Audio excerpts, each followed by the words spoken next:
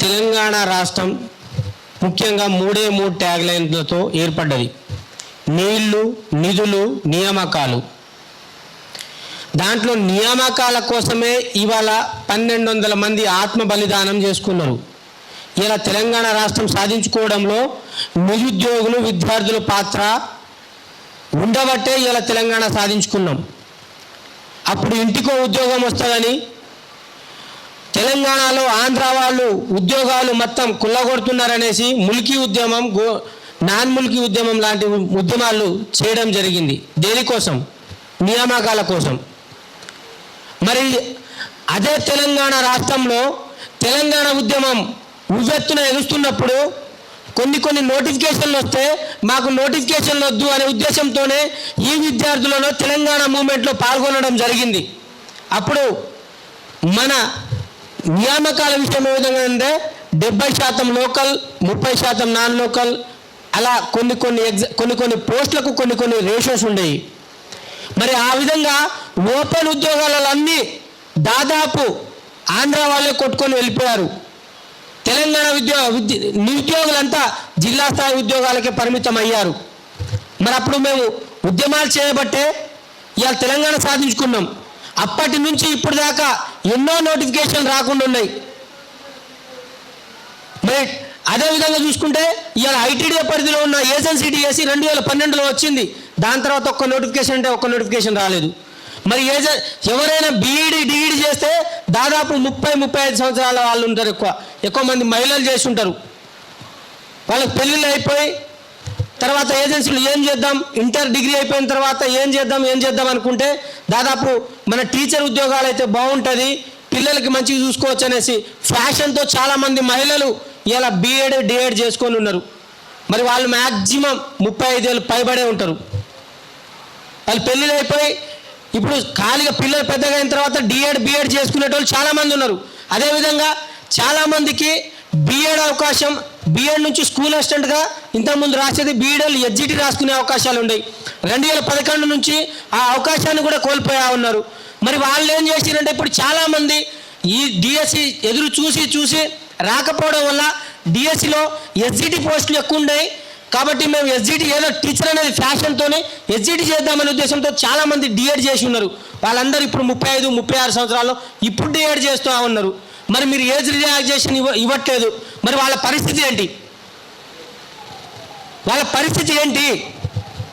Teacher ఉద్యోగాలు చేయాలా లేకుంటే అలానే ఉండాలా? మీరు వాళ్ళు చదువుతున్నప్పుడే వాళ్ళకి అవకాశం లేకుండా చేస్తూ ఉన్నారు. మరి మీరు ఎవరికి న్యాయం చేద్దామని చెప్పేసి తెలంగాణ సాధించుకున్నాం. గత 10 సంవత్సరాలు, 12 సంవత్సరాలు, చాలా సంవత్సరాల నుంచి నోటిఫికేషన్ రాలేదు. మరి ఈ ప్రభుత్వంలో అయినా నోటిఫికేషన్ ఇస్తాం 2 లక్షలు అంటే అన్ని నోటిఫికేషన్ వస్తాయని చెప్పేసి ఎదురు చూస్తూ ఉన్నాం.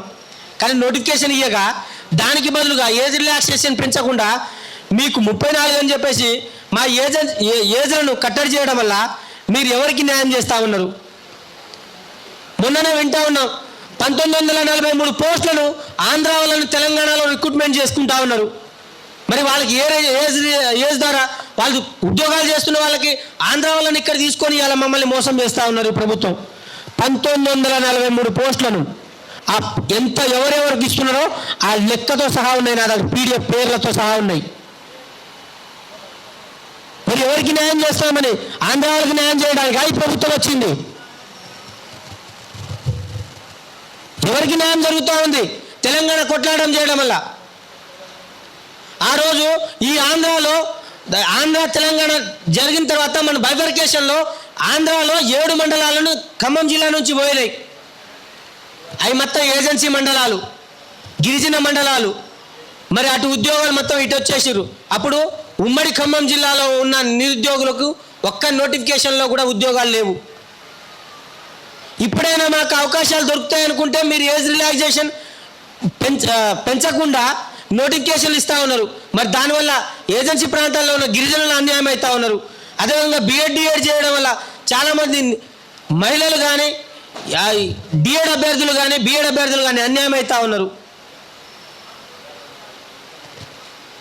జేఎల్, డిఎల్ ఈ విధంగా చూసుకుంటా ఉంటే మీరు నోటిఫికేషన్ ఇచ్చి చాలా ఏళ్ళు అవుతూ ఉంది. మరి వాళ్ళకి ఏజ్ రిలాక్సేషన్ ఇవ్వలేదు. మీరు ఎవరికి అవకాశం కల్పించాలని మీరు ఈ తెలంగాణ రాష్ట్రం ఎవరికి అవకాశాలు వస్తాయని చెప్పేసి మేము కొట్లాడి తెచ్చుకున్నాము. మరి ఏజ్ బార్ అయిన వాళ్ళు దేనికి పనికి వస్తారు? అరే ఒక ఎమ్మెల్యే ఒక ఎంపీ మీరైతే 80-90 మీరు రేపు చస్తామనే లోగా కూడా మీరు నామినేషన్ వేసి మీకు అర్హత ఉన్నప్పుడు మాకెందుకండి ఏజ్ రిలాక్సేషను? ఒక ఎమ్మెల్యేలకు లేదు, ఒక ఎంపీలకు లేదు, ఒక ప్రజాప్రతినిధికి లేదు ఏజ్ రిలాక్సేషన్. కానీ మాకు ఏజ్ రిలాక్సేషన్ అడ్డు వచ్చిందా? మీరు దేనికి పనికి వస్తారని చెప్పేసి మీరు చేస్తా ఉన్నారు. కాబట్టి ఒకటే అడుగుతా ఉన్నా, మీరు తప్పకుండా నేను ఒకటే అంటున్నా, ఏజ్ రిలాక్సేషన్ 36-46 కాదు. రేపటితో ఆయనకు అవకాశం వచ్చిన ఒక్కరోజు ఉద్యోగం చేసే అవకాశం ఉన్నా కూడా ఏజ్ రిలాక్సేషన్ అనేది పనికి వచ్చే విధంగా మీరు జీవోలు తీసుకురావాలి. ఇవాళ 62 సంవత్సరాలు కదా మీరు పెంచింది, 62 సంవత్సరాల వరకు కూడా అప్లై చేసుకొని ఉద్యోగాలు సాధించే విధంగా మీరు ఏజ్ తీసుకురావాలి. ఎందుకంటే ఆయన చదివిన చదువుకి ఒక్కరోజైనా వృత్తిలో నేను పనిచేసి నేను ఆ ఉద్యోగం నుంచి రిటైర్డ్ అవ్వాలని చెప్పేసి ఎవరికైనా ఉంటుంది. ఇవాళ ఎల్ఎల్బి 60 సంవత్సరాలు కాదు 70 సంవత్సరాలకైనా మనం ఎల్ఎల్బి చేసుకోవచ్చు. కానీ ఒక్కరోజైనా నేను న్యాయ వ్యవస్థలో ప్రభుత్వంలో పడే నోటిఫికేషన్లో అయినా ఒక్కరోజు ప్రభుత్వం తరపున నేను ఉద్యోగం చేయాలనే ఉద్దేశం ఉంటుంది. ఆ విధంగా మీరు కల్పించాలని చెప్పేసి ఈ ప్రభుత్వానికి డిమాండ్ చేస్తూ ఉన్నాం. ఈ అవకాశం ఇచ్చిన మీ అందరికీ పేరు పేరున ధన్యవాదాలు తెలియజేసుకుంటూ సెలవు. Thank you. మీడియా మిత్రులకు మరియు అశోక్ సార్కి మరియు అందరు తోటి మిత్రులందరికీ నమస్కారాలు. ఈరోజు వాస్తవంగా చెప్పాలంటే మేము గత 10 రోజుల కిందట టీఎస్పీ కమిషనర్ మరియు చైర్మన్ దగ్గర వెళ్ళడం జరిగింది. అశోక్ సార్ మరియు మేము తోటి మిత్రులందరం కలిసి వెళ్ళడం జరిగింది. అక్కడ ఎందుకు వెళ్ళామంటే మాకు ఏజ్ రిలాక్షన్ వయోపరిమితి అనేది పెంచాలి అని నినాదంతో మేము అక్కడ వెళ్ళడం జరిగింది. కానీ అక్కడ వెళ్తే కనీసం అక్కడ ఉన్న అధికారులు కానీ అక్కడ ఉన్న కమిషనర్ కానీ అక్కడ ఉన్న చైర్మన్ గారి కనీసం పట్టించుకోకుండా కనీసం పైన పిలవకుండా కూడా కింద గంటన్నర సేపు ఆపించారు. అక్కడ ఇది ఎక్కడ అసలు తెలంగాణ రాష్ట్రంలోనే ఉన్నామా? గంట తర్వాత పైకి పిలిపించి ఒక 10 నిమిషాలు ఒక 2 మినిట్స్ మాత్రమే మాట్లాడించి కిందకు పంపించారు. పోలీసు వాళ్ళు మాత్రం అక్కడ ప్రతి ఒక్క 10-15 పోలీసులు రావడం జరిగింది. మేము ఉగ్రవాదులమా? మా హక్కులు మేము అడగవద్దా? నిరుద్యోగులం మేము మా వయోపరిమితి గురించి మేము అడగవద్దా? అక్కడి నుండి డైరెక్ట్ మేము సెక్రటరియట్ వెళ్ళడం జరిగింది. సెక్రటరియట్కి వెళ్తే మన దుద్దిల శ్రీధర్ సార్ గారు మినిస్టర్ దగ్గర వెళ్ళడం జరిగింది. సార్ దగ్గర వెళ్తే కనీసం వినతి పత్రం ఇవ్వడానికి కూడా టైం లేకుండా సరే అని మామూలుగా చెప్పేసి వెళ్ళిపోవడం. దీనికోసమేనా మీకు మినిస్టర్ చేసింది? అయ్యా శ్రీధర్ బాబు, దీనికోసమేనా అని మేము మినిస్టర్ చేసింది మిమ్మల్ని? ఇంత దారుణం మా కాంగ్రెస్ ప్రభుత్వంలో మినిస్టర్లు కానీ. నేను కోదండరామ్ సార్కి కూడా ఈరోజు అడుగుతున్నా, మరి ఇన్ని రోజులు కామ్గా కూర్చున్నారు కదా మీరు, ఈరోజు మీకు ఎమ్మెల్యేసీ పదవి వచ్చింది కదా, మరి నిరుద్యోగుల కోసం పోరాటం చేసి జేఏసీ ఏర్పాటు చేసుకొని ఈరోజు మీతో సహకరించిన నిరుద్యోగుల పక్షాన మీరు ఏజ్ రిలాక్సేషన్ గురించి ఎందుకు మాట్లాడడం లేదు? నిరుద్యోగులు అంటే ఇంత చిన్న చూపు అయిపోయారా? కోదండరామ్ సార్ గారు, నేను చెప్పదలుచుకునేది ఒకటే, మీరు ఒక ఉద్యమకారులు, నిరుద్యోగుల పక్షాన నిలబడాలా కానీ మీరు రాజకీయ నాయకులకు తొత్తులుగా మారడం కాదు. మీకు వాస్తవంగా చెప్పాలంటే నిరుద్యోగుల పక్షాన దయా ప్రేమ ఉంటే వెంటనే సీఎం దగ్గర వెళ్ళి మాట్లాడు. మా నిరుద్యోగులు ఇట్లా ఉన్నారు భయ, ఇంతకు ముందు 30-40-46 సంవత్సరాల వయోపరిమితి ఉండే, ఇప్పుడు 34 చేసినాడా మన ప్రభుత్వంలో? మరి ఇప్పుడు 46 ఏజ్ చేసేయని చెప్పొచ్చు కదా మేమని. కోదండరామ్ సార్ నిన్ననే కదా ఎక్కింది మీరు, మరి పోయి మాట్లాడడానికి ఏమవుతుంది? ఇన్ని రోజులు ఏదో చేత కాలేదు, పదవి లేదని, ఇప్పుడు చేత ఉంది కదా, పదవి వచ్చింది కదా, మరి అడగడానికి ఏమైంది? కోదండరామ్ గారు చెప్పండి, మీరు సమాధానం ఖచ్చితంగా చెప్పాలా. మీరు ఇట్లా చెప్పకపోతే ఖచ్చితంగా సార్ చెప్పినట్లు సెక్రటరియట్ ముట్టడి, సీఎం ఇల్లు ముట్టడి ఖచ్చితంగా చేస్తాం మేము. నిరుద్యోగులు ఈరోజు 2 లక్షల ఉద్యోగాలు చెప్పారు. ఎక్కడ పోయినా మీరు 2 లక్షల ఉద్యోగాలు, 2 లక్షల ఉద్యోగాలు ఎక్కడండి? రేవంత్ రెడ్డి గారు మీరు ఇదే కదా, ఇదే ప్రెస్ మీట్లో మాట్లాడారు కదా, ఏమైంది? ఏడవనుకున్నారు? మొత్తం తెలంగాణ సంపద దోచుకొని తింటున్నారు మీరు. ఈరోజు చూస్తే ఆర్థిక ఆమోదం తెలపడానికి డబ్బులు లేవంటారు, బడ్జెట్ లేదంటారు. తెలంగాణ రాష్ట్రంలో బడ్జెట్ లేదా? ఎవరన్నారండి? ఉమ్మడి రాష్ట్రం ఉన్నప్పుడు పరిపాలించలేదా? మరి ఇప్పుడు ఏమైంది? పోస్టులు అమ్మడానికి మాత్రం కొత్త కొత్త జీవో తెచ్చుకోవడానికి మీకు వీలు ఉంటుంది. అదే ట్రైబల్ డిపార్ట్మెంట్లో మొన్న బ్యాక్లాగ్ పోస్టులు 3 అమ్ముకొని తిన్నారు కొత్త జీవో ఇచ్చి. ఈవిడే చూయమంటే అది కూడా తీసుకొస్తానే. ఇంత దారుణమా మీరు? అంటే డబ్బులు ఇస్తే ఏమైనా చేస్తారా మీరు? ఒక్కటే అండి, నిరుద్యోగులకు వయో పరిమితి 46. మీ జీవో నంబర్ 3ని ఖచ్చితంగా యథావిధిగా కొనసాగించాలా. లేని పక్షంలో మేము భారీ ఎత్తున ఉద్యమం చేయడానికి కూడా సిద్ధం. మరి ఈరోజు కాంగ్రెస్ ప్రభుత్వం 2 లక్షల ఉద్యోగాలు, మరి వయో పరిమితి, అది చూసే జాబ్ క్యాలెండర్ ఇస్తే మాకు ఉద్యోగాలు రాకపోయేదా? టైం టు టైం చదువుకోమా? మేము చెప్పదలుచుకున్నది ఒకటే, మా నిరుద్యోగుల పక్షాన, నిరుద్యోగుల ఓట్లతో గెలిచిన మీరు మా నిరుద్యోగుల పక్షాన మాట్లాడకపోతే మాత్రం రాను రాను మీ పరిస్థితి ఏ విధంగా ఉండబోతుందో నిరుద్యోగులం అందరం కలిసి మిమ్మల్ని మా తడక చూపిస్తామని నేను ఇక్కడి నుంచి హెచ్చరిక ఇస్తున్నాను. Thank you. నేను మంచిర్యాల డిస్ట్రిక్ట్ నుంచి వచ్చిన. నేను ప్రైవేట్ కెమిస్ట్రీ లెక్చరర్గా జాబ్ చేస్తున్నాను. మా ఏజ్ వచ్చేసి 39 ఇయర్స్. పొల్యూషన్ కంట్రోల్ బోర్డులో నోటిఫికేషన్ వచ్చిందంటే చాలా సంతోషంగా ఉన్నాం. ఎందుకంటే దాంట్లో ఉన్న సిలబస్ అంతా కూడా బీఎస్సీ కెమిస్ట్రీ అని ఇచ్చారు, కానీ బీఎస్సీ కెమిస్ట్రీ సిలబస్ కాదు, అది పీజీ కెమిస్ట్రీ సిలబస్ ఉంటుంది. మేము గతంలో జెన్కో, జేఎల్, డిఎల్ ప్రిపేర్ అయినాం. ఆ సిలబస్కు రిలేటెడ్గా ఉంటుంది. ఆ నోటిఫికేషన్ వచ్చినప్పుడు అవి ఈ గతంలో మిస్ అయిన ఏవైతే ఉద్యోగాలు ఉద్యోగం ఉందో ఈ పొల్యూషన్ కంట్రోల్ బోర్డులో నేను ఉద్యోగం సాధిస్తానని ఒక నమ్మకంతో నేను నోటిఫికేషన్ ఏదైతే అప్లికేషన్ ఫామ్ డౌన్లోడ్ చేసి చూస్తే 18 years to 34 years age relaxation ఉంది. 44 ఇయర్స్ ఉన్న వాళ్ళు ఈ ఉద్యోగానికి ఎలిజిబుల్ కారు అని ఉంది. దాంట్లో చూడడానికి ఇది ఫిబ్రవరి 8 నుంచి ఈ జీవో అనేది ముగిసింది. ఏది జీవో నంబర్ 30 అనేది ముగిసినప్పుడు కనీసము ప్రభుత్వం అనేది పట్టించుకొని టీజీపీఎస్సీకి చెప్పాల్సిన బాధ్యత ప్రభుత్వానికి ఉన్నది. కానీ ప్రభుత్వం కావాలని ఈ జీవోని పట్టించుకోకుండా నిరుద్యోగ ప్రైవేటు ఎవరైతే నిరుద్యోగులు ఉన్నారో, ప్రైవేటు టీచర్లు ఉన్నారో వాళ్ళ జీవితాలతోనే ఆడుకున్నట్టుగా నాకు అనిపిస్తుంది. ఎందుకంటే ఈరోజు నేను మంచిర్యాల నుంచి మార్నింగ్ నేను ట్రైన్ పట్టుకొని ఇక్కడ దాకా వచ్చి సెక్రటేరియట్ ఏరియా మిగతా నాకు తెలిసిన సార్లను కలిసి నేను మీ ముందుకు రావడం జరిగింది. దయచేసి నేను ప్రభుత్వానికి ఒక విన్నపం చేస్తున్నాను.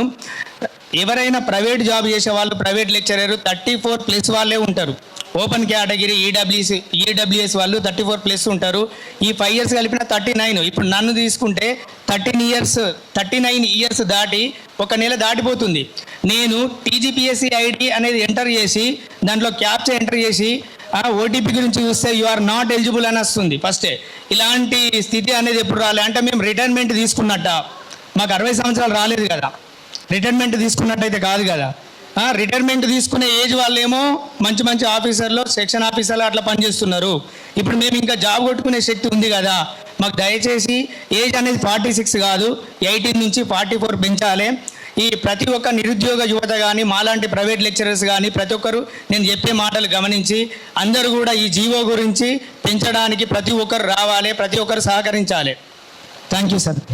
నమస్తే అండి, నా పేరు కొండా రంజిత్ ప్రసాద్. నేను సూర్యాపేట నుంచి రావడం జరిగింది. ముఖ్యంగా ఏజ్ రిలాక్సేషన్ సమస్య గురించి పోరాడడానికి ఇక్కడ విచ్చేసిన మీడియా మిత్రులకు, అలాగే Ashok academy chairman director Ashok సార్కి ధన్యవాదాలండి. అలాగే ఇక్కడ ఉన్న వేదిక మీద ఉన్న మిత్రులకి ధన్యవాదాలు. ముఖ్యంగా ఇప్పుడు తెలంగాణ ప్రభుత్వం వచ్చింది, ప్రతి నిరుద్యోగుల ప్రభుత్వం అన్నారు, కనీసం ఒక జాబ్ క్యాలెండర్ అన్నారు, 2 లక్షల ఉద్యోగాలు అన్నారు. అన్ని నిరుద్యోగుల్ని మోసం చేసిర్రు. ఇప్పుడు వచ్చే పబ్లిక్ సర్వీస్ కమిషన్ నుంచి వచ్చే మొదటి నోటిఫికేషన్ కూడా వాళ్ళు ఇచ్చిన పాత ఏదైతే 46 సంవత్సరాల ఏజ్ రిలాక్సేషన్ ఉందో దాన్ని 34 సంవత్సరాలకి తగ్గించడం జరిగింది. మనం ఏదో ఒక నోటిఫికేషన్ 34 సంవత్సరాలు ఇస్తారు, మళ్ళీ వచ్చే నోటిఫికేషన్స్ గ్రూప్ 1 గ్రూప్ 2 లాంటివి కూడా 46 సంవత్సరాలు చేస్తారని మనం అలాగే అపోహ ఉంటే అది చాలా తప్పు. ఈ వచ్చిన మొదటి నోటిఫికేషన్ మనకు ఖచ్చితంగా 34 సంవత్సరాల నుంచి 46 సంవత్సరాల వరకు సాధించే వరకు గవర్నమెంట్ని వదిలిపెట్టకూడదు. ఇంకొకటి పోలీస్ రిక్రూట్మెంట్ బోర్డు నుంచి ఇప్పుడు వచ్చే నోటిఫికేషన్కి 35 సంవత్సరాలు ఏజ్ రిలాక్సేషన్ ఇవ్వాల్సిందిగా మా డిమాండ్. దాదాపు 15 నుంచి 15 లక్షల మంది ప్రిపేర్ అవుతారు పోలీస్ రిక్రూట్మెంట్ బోర్డుకి. వాళ్ళు ఏజ్ అనేది 35 ఇయర్స్ ఇవ్వాల్సిందిగా కోరుతున్నాను. థ్యాంక్ యూ అండి. నా పేరు చైతన్య అండి. నేను గద్వాల నుంచి రావడం జరిగింది. ముందుగా అశోక అకాడమీ డైరెక్టర్ అశోక్ సార్కి, వచ్చి ఇక్కడ విచ్చేసిన మిత్రులందరికీ, అదేవిధంగా పాత్రికేయ మిత్రులందరికీ నమస్కారములు. యాక్చువల్గా నేను గత 3 సంవత్సరాలుగా గవర్నమెంట్ జాబ్ కోసం ప్రిపేర్ అవుతున్నాను. గతంలో నేను ప్రైవేట్ జాబ్ చేసుకునేవాడిని. కొన్ని కారణాల రీత్యా మన తెలంగాణ గవర్నమెంట్ నోటిఫికేషన్ వస్తాయని చెప్పి గత 3 సంవత్సరాల నుంచి ప్రిపేర్ అవుతున్నా. ప్రస్తుతం నా ఏజ్ 39 అండి.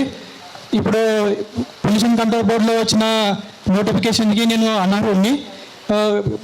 గతంలో ఇచ్చిన జీవో నెంబర్ 30 గత ఫిబ్రవరితో ఎక్స్పైర్ అయిపోయింది. ఈ జీవో ఇచ్చి నోటిఫికేషన్ ఇచ్చింటే అది అందరికీ ఉపయోగంగా ఉండేది. కొంతమంది మిత్రులు గ్రూప్స్ వాళ్ళు కానీ, గురుకులం వాళ్ళు కానీ, మిగతా జాబ్ ఆస్పిరెంట్స్ వాళ్ళు ఏమనుకుంటున్నారంటే ఇది మనకు సంబంధించిన విషయం కాదు, ఇది వస్తుందిలే, వాళ్ళు చేస్తారులే, వీళ్ళు చేస్తారులే అని ఒక భ్రమలో ఉన్నారు. ఆల్రెడీ ఒక నోటిఫికేషన్ వచ్చింది. ఈ నోటిఫికేషన్ ఒకవేళ కంప్లీట్ అయితే నెక్స్ట్ వచ్చే నోటిఫికేషన్లు అన్నీ ఏజ్ అప్పర్ లిమిట్ ఓన్లీ 34తోనే వస్తుంది. అది మీరందరూ గమనించాలి. అదేవిధంగా గవర్నమెంట్ వాళ్ళకి నేను వారం రోజులుగా నేను టీఎస్పీసీ చుట్టూ, సెక్రటేరియట్ చుట్టూ, కాంగ్రెస్లోని కొంతమంది పెద్దల చుట్టూ తిరగడానికి, కలవడానికి ప్రయత్నిస్తున్నా. కానీ ఎవరు పెద్దగా స్పందించట్లేదు. కాబట్టి ఈరోజు ఈ వేదిక ద్వారా గవర్నమెంట్కి నేను విన్నవించుకుంటున్నా, కనీసం ఈ 3 సంవత్సరాలు ఉండే కాంగ్రెస్ పాలన అయినా ఈ 3 years ఎక్స్టెన్షన్ ఇచ్చి నోటిఫికేషన్లు ఇస్తే మా అందరికీ లబ్ధి ఉంటుంది. అదేవిధంగా మేము ఎన్నో సంవత్సరాల నుంచి ప్రిపేర్ అవుతున్నాం. మాకు ఈ నష్టం చేయొద్దని ఈ వేదిక ద్వారా విన్నవించుకుంటున్నా. ఈ కార్యక్రమం మనం ఏజ్ రిలాక్సేషన్ గురించి మాట్లాడుతున్నాం. అందరం తెలంగాణ తెచ్చుకుంది నీళ్లు, నిధులు, నియామకాలనే నినాదాలతో తెలంగాణ వస్తే మా జీవితాలు మారుతాయి, ఇంటికో ఉద్యోగం కాకపోయినా చదువుకున్న యువతకి ఎక్కువ మొత్తంలో ఉద్యోగాలు వస్తాయని ఆశపడ్డాం. తెలంగాణ ఉద్యమం జరుగుతున్నప్పుడు వచ్చిన నోటిఫికేషన్లని వద్దని చెప్పి ఉద్యమాలు చేసి మన స్వరాష్ట్రం వచ్చిన తర్వాత మన రాష్ట్రంలో మన ఉద్యోగాలు మనం సంపాదించుకుందామని కొట్లాడినాం. రాష్ట్రం వచ్చింది 12 ఏళ్ళు అయిపోయింది. ఈ 12 ఏళ్ళ కాలంలో నోటిఫికేషన్ లేక గత ప్రభుత్వం 10 ఏళ్ళు ఏజ్ రిలాక్సేషన్ ఇచ్చింది. ఇచ్చిన తర్వాత 2022లో వచ్చిన నోటిఫికేషన్ల నుంచి ఇప్పటి వరకు, అంటే మొన్న ఫిబ్రవరి వరకు ఆ ఇచ్చిన జీవో నెంబర్ 40 కావచ్చు, కాంగ్రెస్ ప్రభుత్వం వచ్చిన తర్వాత ఇచ్చిన జీవో నెంబర్ 36 కావచ్చు, 2 ఫిబ్రవరితోనే అయిపోయినాయి. ఈ జీవో అయిపోయిన తర్వాత ఇప్పుడు నిన్న వచ్చే పొల్యూషన్ కంట్రోల్ బోర్డు నుంచి 20 పోస్టులు, అసిస్టెంట్ సైంటిస్ట్ పోస్టులు, 20 పోస్టులకు నోటిఫికేషన్ వచ్చింది. వాటికి ఏజ్ అనేది 34గా, మ్యాక్సిమం ఏజ్ 34 పెట్టారు. ఒక పక్క ఉద్యోగస్తులకేమో 62 ఏళ్ళ వరకు మేము చెయ్యమ్మరు అని చెప్తుంటే వాళ్ళకేమో ఏజ్ పెంచుతారు. ఒక్కొక్కరికి 2 లక్షల పైచీలకు జీతాలు ఇచ్చుకుంటూ కూర్చోబెడతారు చైర్లలో. రాష్ట్రంలో నిరుద్యోగం పెరిగిపోతున్నా, మేము చేస్తామని కొట్లాడుతున్నా, నోటిఫికేషన్ల కోసం రోడ్లు ఎక్కుతున్నా నిరుద్యోగులను పట్టించుకునే పరిస్థితిలో ఈ ప్రభుత్వం లేదు. మేము చిక్కడపల్లి లైబ్రరీలో ఉన్నప్పుడు ప్రతి ఒక్కరు అక్కడికి వచ్చి ఒక నెల రోజులు మీరు పుస్తకాలు పక్కన పెడితే మనకు ప్రభుత్వం మారుతుంది, నోటిఫికేషన్లు వస్తాయి, మన ప్రభుత్వం వచ్చిన తర్వాత 1 సంవత్సరంలో 2 లక్షల ఉద్యోగాలు నింపుతామని చెప్పారు. 2.5 సంవత్సరాలు అయిపోయింది. ఆ 1 నెల లేకపోతే మేము కూడా ఈరోజు ఇక్కడ ఉండబోదాం. ఏ సొసైటీలోనో లేకపోతే గవర్నమెంట్ స్కూల్లోనో జేఎల్గానో ఉద్యోగాల్లో ఉన్నాం. గురుకుల జేఎల్, పీజీటీ, డిఎల్ ఉద్యోగాలు నింపేటప్పుడు చేసిన అవకతవకలు, అంటే డిసెండింగ్ ఆర్డర్, అసలు డిసెండింగ్ ఆర్డర్ కాకుండా వాళ్ళ ఇష్టం వచ్చినట్టు ఫస్ట్ పీజీటీ ఇచ్చి తర్వాత జేఎల్ ఇచ్చి తర్వాత డిఎల్ ఇవ్వడం వల్ల ఎంతోమంది ఎన్నో పోస్టులు గురుకులాల్లో మిగిలిపోయినాయి. అలా మిగిలిపోయిన వాళ్ళం మేము కాంగ్రెస్ ప్రభుత్వం కోసం మా సీట్లు వదిలేస్తే ఈరోజు మాకు సీట్లు లేకుండా చేస్తారు.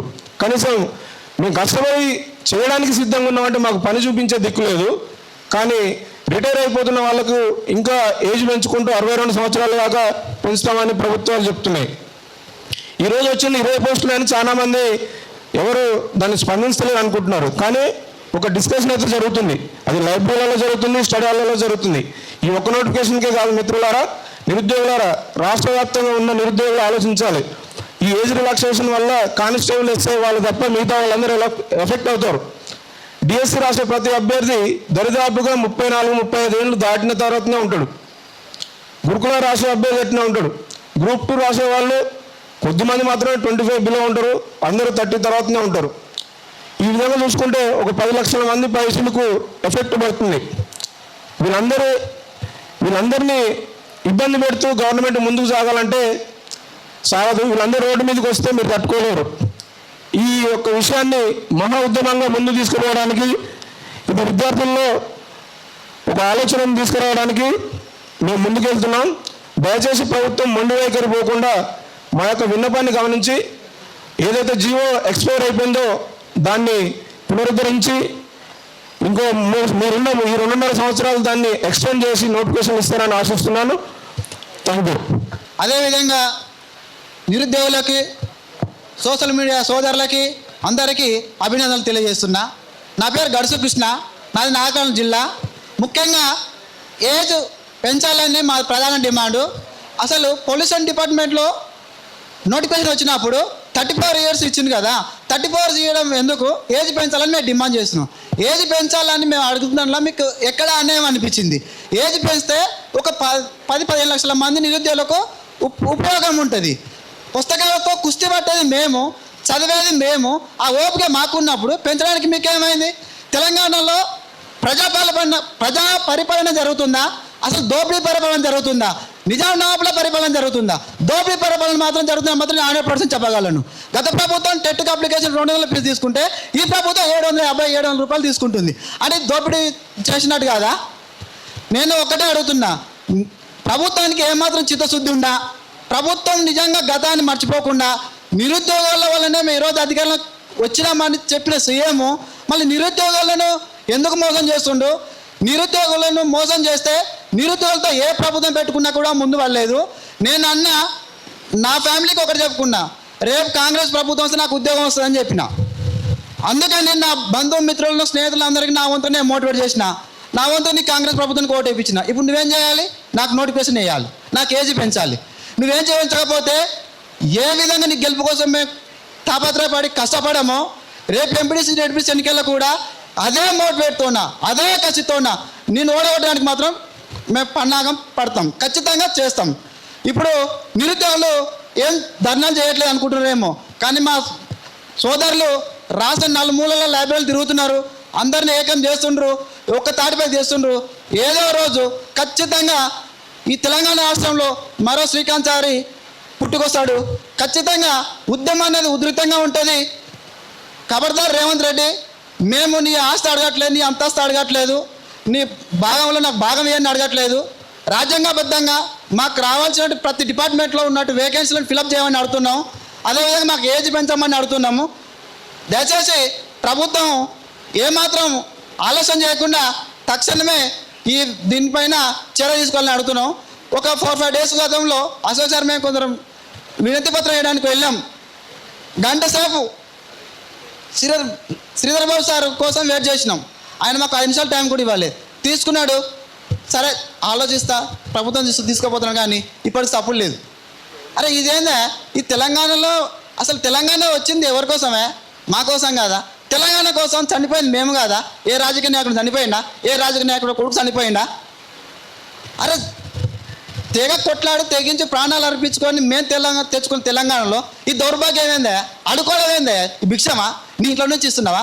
నీ నుంచి ఏమన్నా నీకు ఖర్చు అవుతుందా? ఏమవుతుంది? ఏజ్ పెంచడానికి ఇంత ఆయాసం ఎందుకే? దయచేసి ప్రభుత్వానికి ఒకటే రిక్వెస్ట్ చేస్తున్నా, ఆలస్యం చేయకుండా ఖచ్చితంగా ఏజ్ పెంచాల్సిందిగా మా డిమాండ్ చేస్తున్నాం.